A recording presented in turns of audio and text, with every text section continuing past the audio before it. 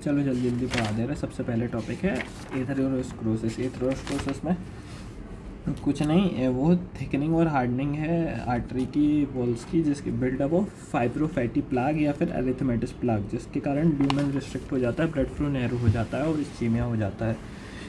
सबसे ज़्यादा किस में होता है? ACP। ए से एब्डोमिनल एओर्टा, C से कोरोनरी आर्टरीज जिसमें सबसे ज़्यादा होता है लाडा में, और फिर P से पॉप्लिटल आर्टरी। रिस्क होते हैं दो टाइप के, मॉडिफाइबल, नॉन मॉडिफाइबल। मॉडिफाइबल जैसे कि alcohol consumption, cigarette smoking, diabetes, hypertension, hyperlipidaemia, obesity. और नॉन मॉडिफाइबल जैसे old age, male stress, male gender stress type है, हाइपर पर्सनैलिटी वगैरह। और पैथोजेनेसिस क्या है? सब पैथोजेनेसिस इसकी अपन को 4 स्टेप में लिखना है। Endothelial injury. एंडोथीलियल इंजरी में क्या होता है कि एंडोथीलियम में इटियोलॉजिकल एजेंट्स जो अभी अपन ने डिस्क्राइब किए, इनके कारण इंजरी हो जाएगी। उस पॉइंट पे फिर रिपेयर के लिए एंडोथीलियम एक्टिव होगी, जहाँ पे इंक्रीज द एक्सप्रेशन ऑफ वीकेम-1 मॉलिक्यूल, जिसके कारण वहाँ पे परमेबिलिटी बढ़ जाएगी और लिपोप्रोटीन्स अक्यूमुलेट हो जाएंगे। दूसरा माइग्रेशन ऑफ ल्यूकोसाइट्स। वीकेम-1 और लाइपोप्रोटीन्स के कारण वहाँ पे मोनोसाइट्स और टी लिपोसाइट्स आएंगे और परमेबिलिटी बढ़ गई, एंडोथीलियल को क्रॉस करके अक्यूमुलेट हो जाएंगी। सब एंडोथीलियल इंटीमल स्पेस में मोनोसाइट्स मैक्रोफेजेस में कन्वर्ट हो जाएंगी, और जो मैक्रोफेजेस हैं वो ऑक्सीजन फ्री रेडिकल्स निकालेंगे जो ऑक्सीडेशन कर देंगी LDL, लो डेंसिटी लिपिड्स हैं LDL, और वहाँ से ऑक्सीडाइज लिपिड्स को मैक्रोफेजेस खा के फोम सेल्स बन जाएंगी। स्मूथ मसल सेल्स जो होंगी ट्यूनिका इंटीमा की, वो प्रोलिफरेट कर जाए नहीं, पहले ऊपर आएंगी और ऊपर आके प्रोलिफरेट कर जाएंगी। प्रोलिफरेट करने के कारण उनमें कुछ फैट मॉलिक्यूल्स पे आ जाएंगे, और थोड़े दिन बाद वो वहाँ पे कोलेजन सिक्रीट करेंगी। जब फैट लेडन मॉलिक्यूल्स उनमें आ जाएंगे और वो कोलेजन जब आएगा तो मैच्योरेशन ऑफ प्लाक हो जाएगा।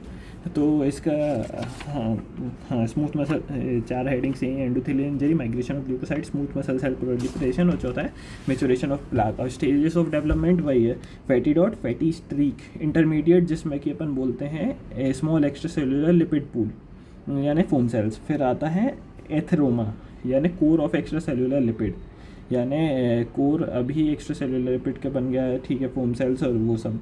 फिर आएगा फाइब्रो एथेरोमा या फिर मैचुरेशन ऑफ एथेरोडोसिस, मतलब जहाँ पे जब स्मूथ मसल से कोलेजन कर दिया। और 6th आएगा कॉम्प्लिकेटेड या फिर रप्चर ऑफ थ्रोम्बोसिस। अब जब उसकी माइक्रोस्कोपी करेंगे तो उसमें 2 पार्ट्स दिखेंगे, फाइब्रस कैप और इनर कोर। फाइब्रस कैप क्या होगी? कंपोज होगी fibrous cap smooth muscle cells और कोलेजन की, यानी जो मैच्योर पार्ट हुआ है। और cellular area under the fibrous cap के उसमें होगा mixture of macrophages, foam cells, lymphocytes, lipid laden smooth muscle cells. और उस पूरे जो अपन सेलुलर एरिया जो फाइब्रस कैप के नीचे, उसमें डीप सेंट्रल सॉफ्ट कोर होगी जिसमें एक्स्ट्रा सेलुलर लिपिड मटेरियल और कोलेस्ट्रॉल क्लेफ्ट्स होंगे।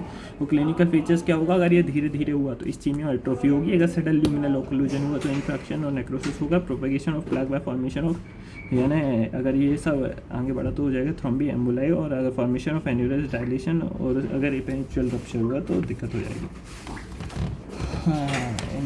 Aneurysm and aortic dissection. Aneurysm and aortic dissection में अगला पार्ट आता है एन्यूरिज्म। एन्यूरिज्म यानी permanent abnormal dilatation of blood vessels in hearts due to congenital और acquired weakening of vessel walls. अब vessel walls की एबनॉर्मल परमानेंट डायलिटेशन जो congenital या एक्वायर्ड हो सकता है। क्लिनिकल फीचर्स 4 होते हैं: thrombosis, thromboaneurysm, rupture of vessels, compression of neighbouring structures. अब क्लासिफिकेशन 3 टाइप से होता है। वॉल्स कैसा है, मतलब अगर तीनों लेयर्स आई हैं, सिर्फ एक लेयर आई है, शेप क्या है उसका एन्यूरिज्म का, और मैकेनिज्म ऑफ पैथोजेनेसिस क्या है। पैथोजेनेसिस वाला सबसे ज़रूरी है, पहले 2 देख लेते हैं। यानी वॉल तो वॉल से होता है ट्रू या फॉल्स, यानी अगर तीनों लेयर्स आई हैं तो होता है ट्रू एन्यूरिज्म। और फॉल्स वाले में क्या होता है कि आउटर मोस्ट लेयर में बस ये ब्लड ऐसे प्रोलिफरेट करके आउटर मोस्ट लेयर में एक हीमेटोमा बना लेता है जो पल्सेटाइल होता है, क्योंकि ब्लड वहाँ पर पल्स कर रहा है तो पल्सेटाइल हीमेटोमा बना लेता है, वो फॉल्स वाला है ना, फॉल्स एन्यूरिज्म। इतना ही लगता है उसमें। सेकंड बेस्ड ऑन शेप, तो शेप क्या होता है कि डायरेक्ट ऐसा तो सिलेंड्रिकल, ऐसा तो फ्यूजिफॉर्म, सेक्युलर, सर्पेंटाइन एंड रेसमस। अब पैथोजेनिक मैकेनिज्म्स के बेसिस पर 3 टाइप के होते हैं: एथेरोस्क्लेरोसिस एन्यूरिज्म, सिप्लिक एन्यूरिज्म, मायोकॉटिक एन्यूरिज्म, जो कि एक मिसनोमर है क्योंकि मायोकॉटिक यूजुअली होगा fungi, but usually this bacteria, virus, fungi तीनों कर सकते हैं। एथेरोस्क्लेरोसिस एन्यूरिज्म में एथेरोस्क्लेरोसिस हो गई, उसके कारण वॉल वीक हो गई। अगर हाइपरटेंशन हुआ तो वॉल में एन्यूरिज्म आ जाएगा। मोस्ट कॉमन टाइप का एन्यूरिज्म होता है ये, और मोस्ट कॉमन अपन ने पढ़ा था सबसे ज़्यादा एथेरोस्क्लेरोसिस कहाँ होती है? ACP, abdominal aorta, coronary artery, popliteal artery. तो एथेरोस्क्लेरोसिस सबसे ज़्यादा अगर एब्डोमिनल एओर्टा में हो रही है तो एन्यूरिज्म भी सबसे ज़्यादा कहाँ पे होगा? Abdominal aorta. अब इसके बाद आता है syphilitic aneurysm. Syphilitic aneurysm, syphilis जो थर्ड स्टेज में होता है, नॉर्मली फर्स्ट सेकंड स्टेज में, थर्ड स्टेज या लेट स्टेज सिफिलिस में वो सब अफेक्ट करता है असेंडिंग एओर्टा। असेंडिंग एओर्टा को वो करता है, तो वहाँ सबसे ज़्यादा सिफिलिट के कारण होता है। ये तो बात हो गई। अब ये जो है ना, ये प्रॉक्सिमली थोड़ा सा आके वॉल्व को अफेक्ट कर देता है। वॉल्व को जो अफेक्ट करता है तो उसके कारण होता है वॉल्वुलर रिगर्जिटेशन, जिसके कारण एक तो पूरा ब्लड बाहर नहीं जा पाता और वहाँ से एक्स्ट्रा ब्लड आ जाता है, तो ओवरऑल वेंट्रिकुलर एक्सपेंड हो जाता है, जिसके कारण वेंट्रिकुलर का साइज़ बढ़ जाता है और उसको अपन बोलते हैं कोर बोवाइन या काउ हार्ट। और यही पढ़ के सुना देता हूँ। Tertiary syphilis, inflammation around the vasa vasorum of adventitia. हाँ, ये सिफिलिस एन्यूरिज्म इसलिए होता है क्योंकि सिफिलिस जो होता है, टर्शियरी सिफिलिस, वो वासा वेसोरम्स को डैमेज कर देता है, जिसके कारण आर्टरीटिस ओब्लेटरेंस हो जाता है, ischaemia due to media weakening, और सिफिलिटिक एन्यूरिज्म हो जाता है।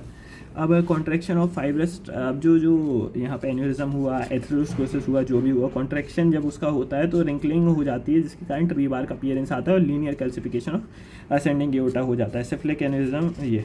और फिर अगला आता है एओर्टिक डायसेक्शन, जो इतना जरूरी नहीं, लेकिन पढ़ लेते हैं। एओर्टिक डायसेक्शन क्या होता है कि ब्लड जो है वो सेपरेट कर देता है laminar planes of media to form blood filled channels with an aortic walls. अब इसकी तो इसकी फोटो इस टाइप से आई दिख रही होगी। तो इसमें क्या होता है कि वीकनेस ऑफ एओर्टिक मीडिया, जो एओर्टिक का ट्यूनिका मीडिया होता है वो वीक हो जाता है। इसके कारण हाइपरटेंसिव स्टेट में क्या होता है कि ब्लड समटाइम्स उसके थ्रू अपना मतलब रप्चर करके उसके थ्रू निकल जाता है। अब 90% केसेस में ये होता है। नॉन हाइपरटेंसिव केसेस में हो सकता है मार्फान सिंड्रोम हो, जिसमें सिस्टिक मीडियल डिग्रेडेशन हो जाता है, या फिर आयाट्रोजेनिक ट्रॉमा हो, कार्डियक कैथराइजेशन है कोरोनरी बाईपास के कारण। तीसरा होता है प्रेगनेंसी, क्योंकि प्रेगनेंसी में हाइपरटेंशन होता है जनरली। अब मॉर्फोलॉजिकल फीचर्स क्या होता है, कुछ इनिशियल टीयर हुआ जिसके कारण ब्लड मीडिया में एंटर हुआ, जिससे डाइसेक्टिंग हीमाटोमा। पल्सेटाइल हीमाटोमा कहाँ था, एथेरोस्क्लेरोसिस में, स्यूडो वाला। यहाँ पे क्या है, डाइसेक्टिंग हीमाटोमा, जो स्प्रेड लेमिनार प्लेन के अगेंस्ट हो जाता है और मिडल और outer third of aortic media के। अब डिस्टल टीयर क्या होता है कि ब्लड एक पार्ट से तो जहाँ से एंटर हुआ डिस्टल पार्ट से बाहर आ गया, तो ये बन जाता है डबल बेलर एओर्टा। बट ये ज़रूरी नहीं है ना कि ये एक तरफ से आया और दूसरी तरफ से ब्लड वेसल के अंदर ही निकले। अगर वो ब्लड वेसल के बाहर निकला तो क्या हो जाएगा, रप्चर हो जाएगा डायसेक्शन का, जिसके कारण ये ब्लड पेरिकार्डाइनल, प्लूरल या पेरिटोनियल कैविटी में हो जाएगा ये। अब इसको दो बेसिस पे क्लासीफाई किया है, स्टैनफोर्ड और डीबी की। तो जरूरी नहीं है। क्लिनिकल फीचर्स क्या है कि sudden onset of excruciating pain, obviously retrograde dissection into aortic root की जरूरी नहीं है ना, ये नीचे जाए ऊपर जा सकता है, I don't know how, but ये लिखा है retrograde dissection into aortic root and aortic incompetency. अब इसके बाद अगला आता है वेस्कुलाइटिस। वेस्कुलाइटिस में सिर्फ दो पार्ट ज़्यादा जरूरी हैं, एंड थ्रोम्बो पेन यानी पॉलीआर्टराइटिस नोड्यूसा, और दूसरा है बल्जस डिसीज। बल्जस डिसीज़ को बोलते हैं थ्रोम्बो एंजाइटिस ऑब्लिटरेंस। अब बल्जस डिसीज पेन पढ़ते हैं पहले, जो HBV यानी हेपेटाइटिस बी वायरस में कॉमन होता है, रीनल आर्टरी में सबसे कॉमन होता है, लंग्स में कभी नहीं होता, क्योंकि ये मीडियल साइज आर्टरी में होता है और लंग में होती है स्मॉल एओर्टा में आर्टरीज। अब fibroid necrosis in vessel walls, fibrinoid necrosis in vessel walls. अब वेसल वॉल सिम्टम्स क्या क्या होते हैं, पेन के बता रहा हूँ। Non specific constitutional symptoms, musculoskeletal system जैसे आर्थराइटिस और myalgia, renal artery involvement, major cause of death, mononucleosis multiplex. और अदर सिम्टम्स इन्वॉल्व होते हैं जैसे GIT, स्किन, हार्ट, CNS और जेनेटिक यूरिनरी सिस्टम। अब थ्रोम्बो एंजाइटिस ऑब्लिटरेंस या फिर बल्जस डिसीज़, ये क्या करता है कि मीडियम साइज़ की जो आर्टरी होती हैं उनको ले लेता है और सेकेंडरी एक्सटेंड कर जाता है उनसे एसोसिएटेड वेन्स और नर्व से। ये एक्सक्लूसिवली सिर्फ स्मोकर्स में होता है और मेल्स में ज़्यादा होता है, फीमेल्स में कम होता है। एसोसिएटेड इसमें दो जीन होते हैं, HLA ह्यूमन ल्यूकोसाइट जो भी हो, HLA, B5, B5 में जूनियर्स रहते हैं, और A9 A9 में सर रहते हैं, जो मैं नहीं क्या A10 में गया हूँ, तो B5 और A9। अब आर्टरीज ऑफ लोअर एक्सट्रीमिटीज़ को ये टारगेट करता है। मॉर्फोलॉजी क्या होती है, acute and chronic segmental inflammation of vessels. Acute यानी बहुत स्पीडीली, और chronic means for long time. Segmental inflammation यानी कंप्लीट जरूरी है, सेगमेंट्स में भी हो सकता है inflammation of vessels. Complete thrombosis in lumen, जिसके कारण ल्यूमेन में थ्रोम्बोसिस भी हो जाती है, जिसके कारण ल्यूमेन ऑब्स्ट्रक्ट हो जाता है। Inflammatory process x tends into contiguous veins and nerves, यानी जो उसके immediately contagious means closely veins और नर्व्स होते हैं, उसमें भी ये ऐसे क्या कर सकता है, what is the specific word here, extends into contiguous veins and nerves. और सिम्टम्स क्या क्या होते हैं? Intermittent claudication due to ischaemia, intense pain affecting the limbs, legs, gangrene and affected extremities और रिक्वायरिंग एम्पुटेशन। अब इसके बाद क्या जरूरी है? Tumours of blood vessels. Tumours में borderline tumour, Kaposi sarcoma पढ़ लेते हैं। कपोसी सार्कोमा मल्टी सेंट्रल एक वेस्कुलर ट्यूमर है जो मतलब मल्टी सेंटर्स में vascular tumour caused by human herpes virus 8 या फिर Kaposi sarcoma associated herpes virus KSHV, Kaposi sarcoma associated herpes virus.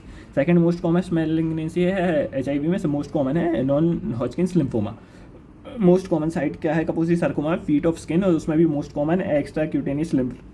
Most common site is gastrointestinal tract यानी duodenum.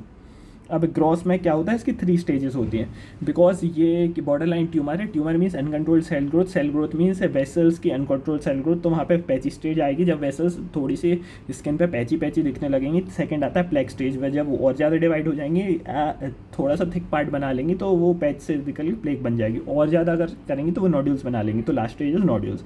Microscopy late nodular stage की जब अपन करेंगे तो उसमें slit light वैसे क्यों हो रहा है? Spaces containing red blood cells, क्योंकि अब आर्टरी है, आर्टरी तो मतलब वॉल डिवाइड होती आ रही है और थिक होती आ रही है, आजू बाजू के स्ट्रक्चर्स भी उसको वो करेंगे तो आर्टरी ऐसे थिक होके स्लिट लाइक वेस्कुलर स्पेसेस बना लेगी जिसमें आरबीसीज होंगी ऑब्वियसली, और separated by spindle shaped plump tumour cells. Spindle shaped, अब क्योंकि ये तो ठीक है और वो स्मूथ मसल सेल्स तो स्पिंडल शेप्ड होती हैं। Spindle shaped plump tumour cells या फिर एंडोथेलियल ओरिजिन।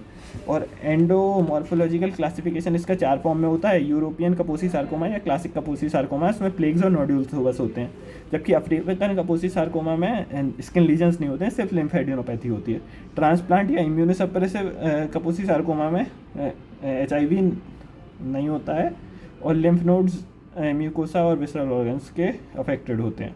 और एपिडेमिक या फिर एड्स एसोसिएटेड कपोसी सार्कोमा में लिम्फ नोड्स और विसरा दोनों अफेक्टेड होते हैं।